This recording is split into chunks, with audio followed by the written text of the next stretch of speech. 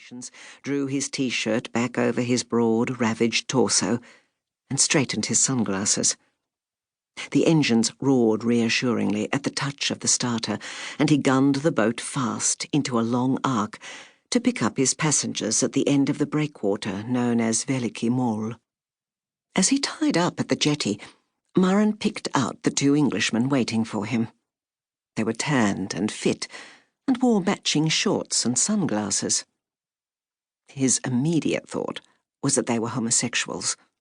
But that didn't bother him. He had fought alongside such men, and they had proven to be as tough as any under his command. "Mr. Marriage?" the taller one asked. "Tomo," said Marin, reaching out to shake his hand. "I'm Greg. This is Derek. Climb aboard." The men dropped nimbly into the cockpit behind him. Marin turned to them as they settled into their seats. "If you want to swim now, to cool down, we can go first to the town beach. It's very close, just beyond the breakwater." Derek nodded. "Let's do," Greg interrupted. "Will we still have time to get to the islands?" "No worries," said Marin. "They're 10 minutes away. We'll go around Katarina." He gestured to the cypress-covered island just offshore that was framed by the outer points of the harbour. A small wooden ferry was plying its way towards it. "Then we go south a ways to Slatny. There are many islands in the national park, good places for swimming and snorkeling, and to watch the sunset." "Your English is very good, Tomo," said Greg. "Is that an Australian accent?" Marin paused, scrutinising the man from behind his dark glasses. Then he turned to start the engine. "You want to swim now or wait?" "Let's have a look at this town beach, shall we?" said Derek.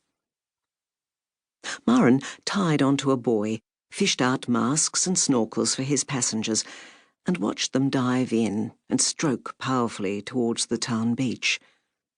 In truth, it was not so much a beach as a natural inlet set against the backdrop of a great limestone wall, part of the fortifications built centuries ago by the Venetians, who colonised the port and called it Rovigno. Their engineers were men who understood how to make an organic connection between sea and land. High on the upper reaches of the structure, dozens of white tablecloths had been hung out to dry in the sun. Tall, indented stone archways punctuated the length of the wall, just above the water, creating perches for somnolent sunbathers. A topless woman with bleached white hair and leathery skin slid from hers down into the water, barely creating a ripple as she pushed slowly through the shallows. The human rookery created bright swatches of colour on the rocky outcrops at either end of the cove. The water was turquoise in patches and darker over the submerged rocks. A small child, ringed with a plastic float, climbed down the stainless steel ladder embedded in the rock. From a large, round boulder, silhouetted teenagers threw themselves screaming into the depths, ignoring the angry cries from two old women breast-stroking side by side, their heads held high to preserve Tito-era perms. Presently Derek, limber as a seal, hauled himself back into the boat and pulled off his goggles. "Oh, brilliant," he said, wiping water from his face and throwing himself onto the vinyl seat to laze in the sun. "Clear as glass, and hundreds of fish down there."